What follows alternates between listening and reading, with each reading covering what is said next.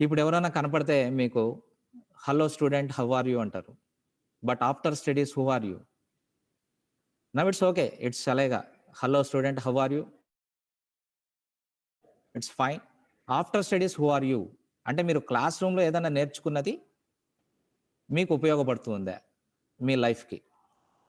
లేదంటే class room has become irrelevant for you. అదేదో ఎక్కడో విన్నాను. ఒక పాట విన్నాను. క్లాస్ రూమ్‌లో తపస్సు చేయుట వేస్టురా గురు. జీవితమన్నది బయట ఉన్నది చూడరా గురు. పాఠాలతో పట్టాలతో టాటాలు బిర్లాలు కారెవ్వరు. The information which you have gathered in the classroom, if it becomes irrelevant for you in life, it's of no use. కాబట్టి క్లాస్ రూమ్‌లో ఉన్నటువంటి మాస్టర్స్, మేడమ్స్ ఇచ్చే ఇన్ఫర్మేషన్‌ని దేనికి ఉపయోగించాలంటే you should use it for transforming your mindset. Classroom దగ్గర ఆగకూడదు మీరు. క్లాస్ రూమ్‌లో నేర్చుకున్న అంశాల్ని రియల్ లైఫ్‌లోకి అన్వయించుకుని, అప్లై చేసుకునే ప్రయత్నం చేయాలి. ఎవ్వరి దగ్గర ఆగకండి. ఒక చోట నిలిచిపోకండి. ఒక ఫెయిల్యూర్ దగ్గరో, ఒక సక్సెస్ దగ్గరో నిలిచిపోకండి. పాజిటివ్ యాటిట్యూడ్ పెట్టుకోండి. ప్రాక్టికల్ యాటిట్యూడ్ పెట్టుకోండి. పరిగెత్తండి. ఎప్పుడు నిలపాలనో పరుగు అప్పుడు నిలపండి.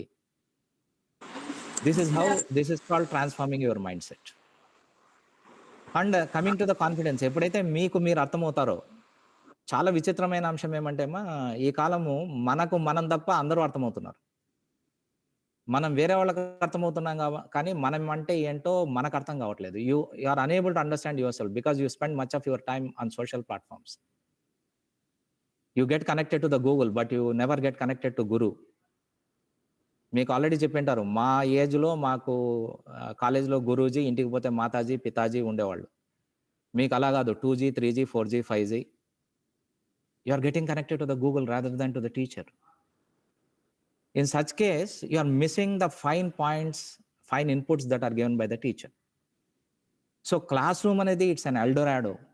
ఎల్డోరాడో అంటే ఇట్స్ లైక్ ఎ హెవెన్. ఒక imaginary place where all pleasures will float. Classroom is like that. Classroom is a pleasure zone, not a pressure zone. ఆ క్లాస్ రూమ్ అనే ప్లెజర్ జోన్‌ని మనము ఏ విధంగా మన ఎమోషనల్ పర్సనాలిటీని, ఇంటలెక్చువల్ పర్సనాలిటీని, స్పిరిచ్యువల్ పర్సనాలిటీని డిసిప్లైన్డ్ పర్సనాలిటీగా మార్చడానికి పనికొస్తా ఉందో లేదో చూడాలి. That is